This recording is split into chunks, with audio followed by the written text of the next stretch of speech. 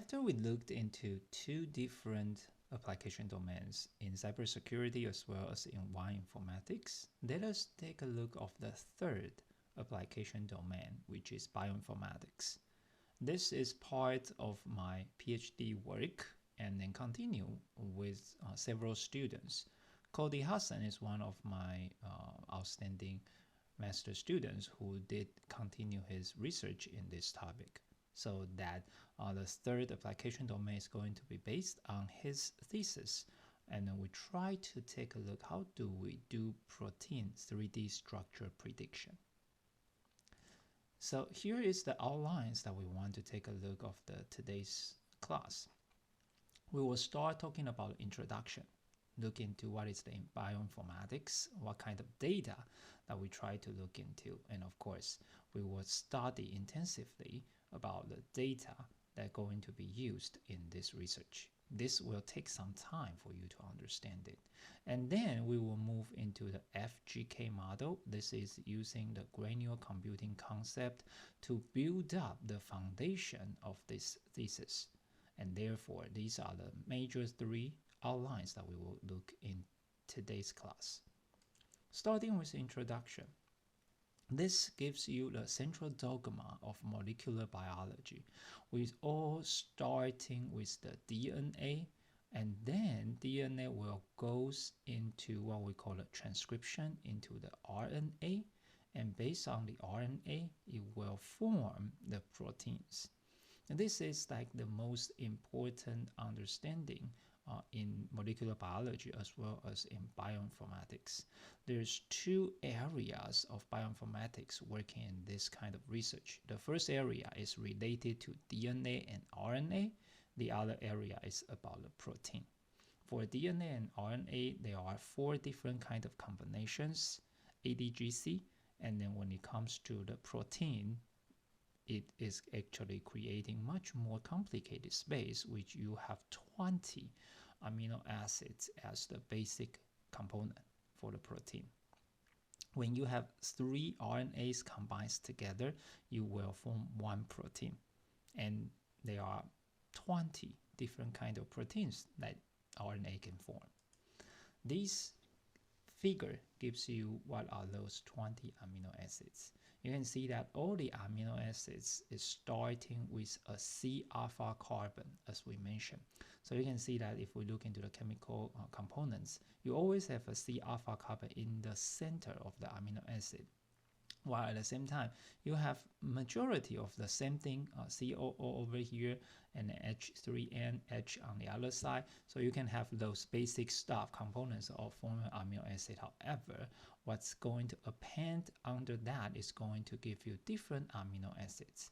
Every amino acid has a 3-letter word to represent that, as well as 1-letter representations can represent each amino acid. So you can see that there are 20 different amino acids, and for the 3D structure prediction, one of the most important atom that we need to look into is what we call C alpha carbon, which is the center of the amino acid.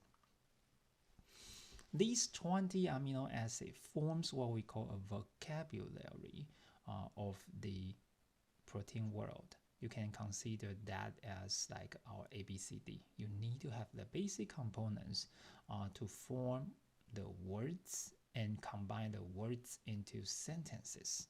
That's a very good energy to look into how do we see the importance of the amino acids. Once you understand there are 20 different amino acids, you need to understand this. So once DNA and RNA works and then forms the amino acids, which one, so you can see each circle, it represents one amino acid over here. So all of these amino acids will going to combine with each other. However, they are not going to randomly join with each other. There's some rules in biology, in the nature, that will combine each amino acids together to form what we call a secondary structure. There are 3 different kinds of secondary structures. One is the famous alpha helix. So they will form a helix shape connects together. They can be also what we call a beta sheets, so like sheets that connects with each other. The third one is not showed in this figure. That's what we call coil. So it's something going to connect between alpha helix with beta sheet or beta sheet with alpha helix.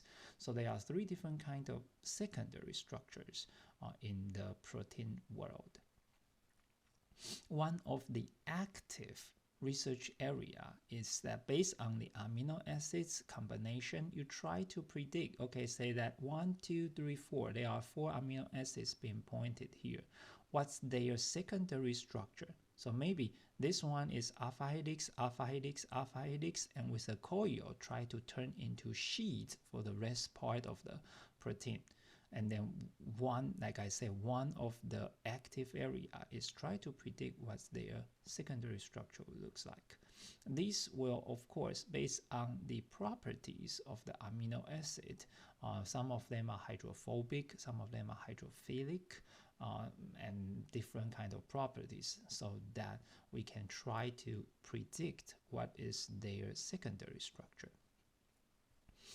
Once the secondary structure is formed, you can see that it's going from one dimension to two-dimensional structure, and those proteins will interact based on the secondary structure with each other and then form what we call a tertiary protein structure. This structure is going to be in a 3D format, and different 3D tertiary proteins will interact with each other proteins and then form what we call a quaternary protein structure. So this research is trying to start with protein sequences based on the predicted, or based on the properties that we can find out, try to look into what is the secondary structure, and then more importantly, we try to predict their 3D structure based on the protein primary sequence. So this gives you a central idea of what we call a protein 3D structure prediction. So based on the sequence of the protein, and then we try to predict the 3D structure. Obviously, this is not something very easy, because this figure gives you an idea of a 3D structure prediction. This is a real protein's 3D structure. You can see that the red one or the pink one is actually the one, that's what we call the alpha helix. And then they will connect it with some coil connections with another secondary structure style. So you can alpha helix connect with alpha helix, and then goes over here, will go connect with a beta sheet, and then connect with other things. Of course, you can see that this whole picture is in a 3-dimensional space. So that how do we starting with the protein sequences and then predict the 3D structure of the whole protein? It's actually a holy grail of the bioinformatics research. So structural genomics is a field of study that strives to determine and analyze the structural characteristics. Only when protein forms the 3D structure, we are able to look into its function and as well as the properties. So that to know their 3D structure is very, very important to biology. Currently, in order to know the 3D structure, structural genomics is supported through a synergic gambit of the process and application called the lab procedures, using two major approaches to find out their real 3D structure. One is what we call X-ray crystallography. The other one is called NMR spectroscopy. So these both two things are very, very time consuming. Based on my understanding, if you can do like two X-ray crystallography, basically on a new unknown protein, basically that is a PhD thesis already. So obviously, doing the lab works on this are very time consuming, and it will cost a lot of money as well. So if we can use computer to do the predictions of the protein 3D structure based on their sequences, then we can actually save a lot of energy and money. So that is why I call it as like a holy grail of the bioinformatics research.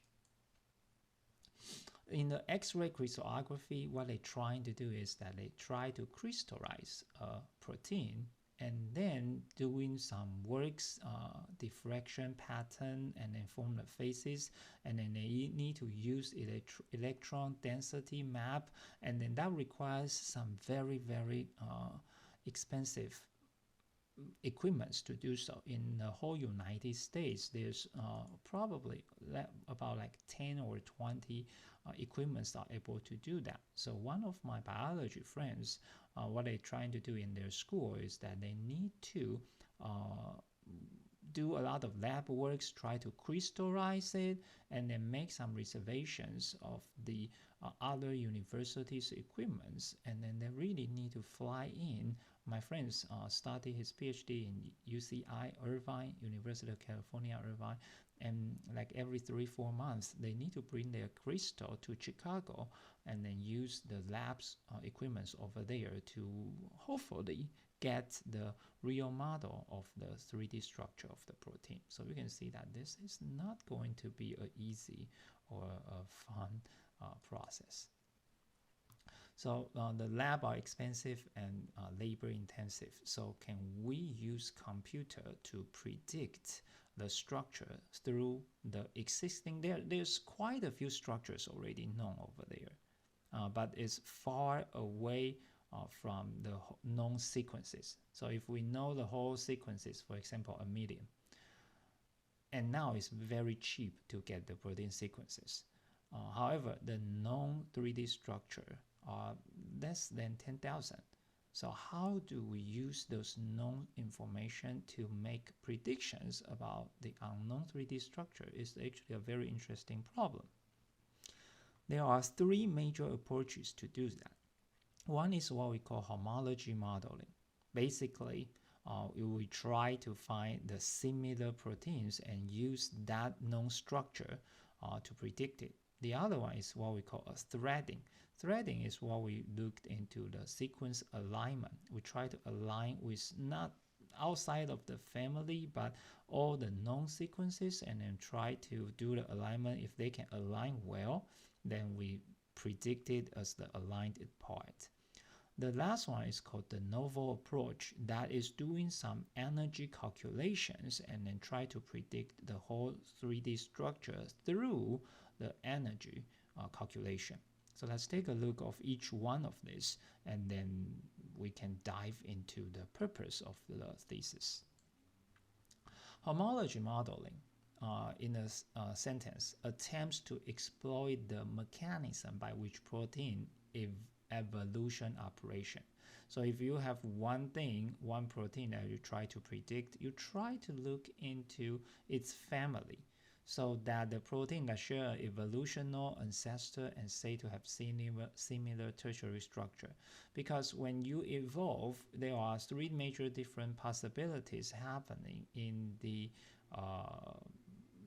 process. So it can insert throughout the original sequences. They have insert some new amino acids into the sequence. They can do some deletion so that we can take a part away of it, or they can swap. So you can see that in this case, if we already know the sequences of the structure of this one, while we adding a little bit, that means we only need to make a little bit of modifications so that we can probably, hopefully, predict the structure over here. It's the same thing if we change this one, maybe they will change the secondary structure conformation and then make minor changes. So based on something that we already have, and we try to create the 3D structure prediction, is what we call a homology modeling. Threading. Threading determines a template protein according to similarities in the folding of the tertiary structure between the target and potential template proteins from enormous database. What it's trying to say is that based on all the known 3D structures, we try to find what are the common things in between them, and then as long as the predict protein has the common properties, then we can use this generalized structure to predict it. This one will use a lot of concepts in clustering. So that if we come to the computer perspective, we try to look into what are the similarities. So clustering is actually a good way of doing so. And if they match the cluster, then we can predict this part as the 3D structures that we have collected. This approach attempts to model the target protein by alignment or threading as unknown protein sequence to a known structure motif. So this is actually the main concepts lies in my research work, and also the foundation of this thesis. Homology versus threading. Both of them are important ways to do the protein 3D structure. Homology modeling has a clear limitation. Prediction is limited to only those proteins with existing and identified homologies. So if you cannot find the same family, you basically cannot do the predictions. Threading. While it can have the loop modeling problem, is not limited to protein family boundaries. So that is you can use known structures to predict whatever it is. We don't need to find the family. But the presence of the conserved folds and structural motifs, which are conserved across protein family, much more so than evolutional homologies.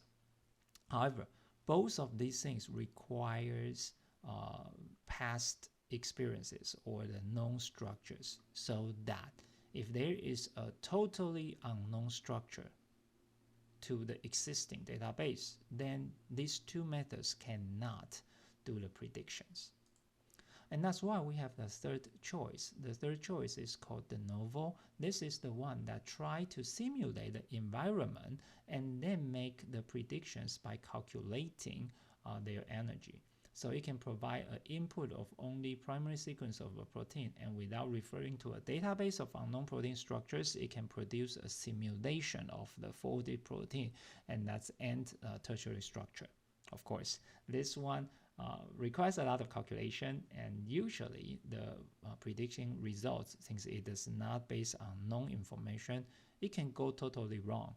And so that this is like the third approach to simulate and model rather than the structures themselves being formed based on the match template. So there is no template for the de novo approach.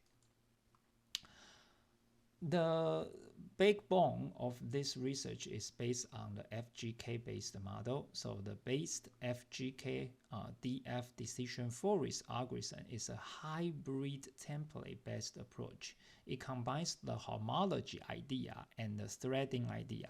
So that's why I'm talking about. My research is based on the first two methods.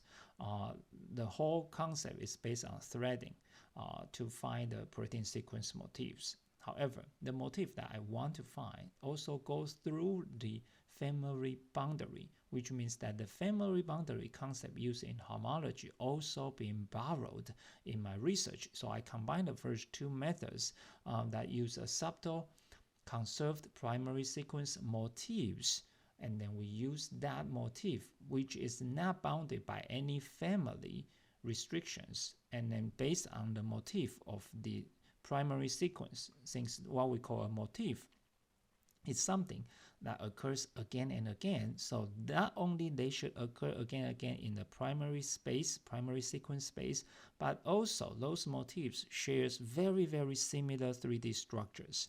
And that is the connection that I use to predict from the primary sequence to its 3D structure. So although there are 20 different amino acids, the combination of those are not random. They have their purposes, and that is what we call the protein sequence motifs, a relatively small number of functional or structural conserved sequence patterns that occur repeatedly, and that is what we call the protein sequence motifs.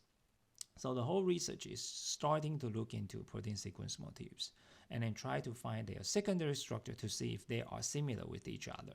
If they do, we try to look into their 3D structures and to represent the motifs. And in the future, when we find out there are sequences, we try to map if the unknown sequences has any motifs occur in them.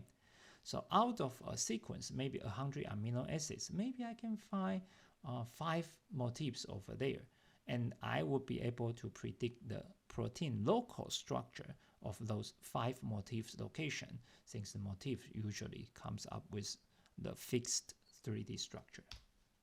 So the basic idea of the motif can be a lot of different functional or structural similarities. For example, they can be enzyme binding site, prosthetic group attached sites such as hemoglobin, combination socket, amino acid involving in binding a metal, iron, cysteines involving in disulfide bonds, or regions involving in binding a molecule, so that these motifs are very important to the biologist. And so what I have done previously is that I try to use the clustering approach to apply on the data set, which we're going to be introduced in the next video.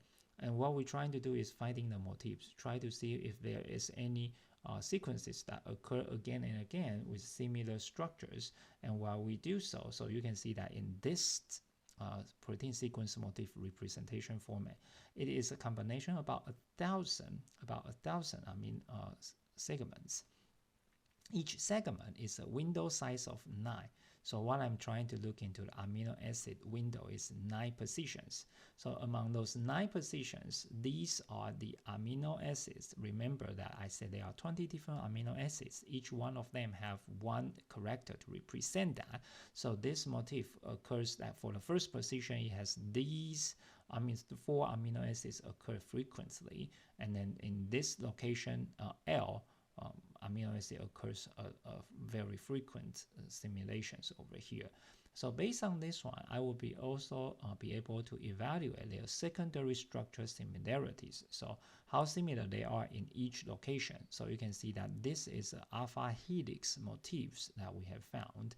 And then by using that, we can identify one protein sequence motif. And then after we have identified those what we call high quality motifs, we will be able to calculate their represented 3D structure. And so that in the future, if I find one motif similar to this one, I will be able to predict their 3D structure according to this motif idea. So this work would propose and discuss a new prediction algorithm that analyzes protein structure not through a strict homologies, but rather seeks to discover motifs, like I mentioned, that transcend protein family boundaries. So this thesis presents 2 algorithms based on what I have done. One is called the FGK, fuzzy greedy k-means decision forest model, and the hierarchical clustered hidden Markov model.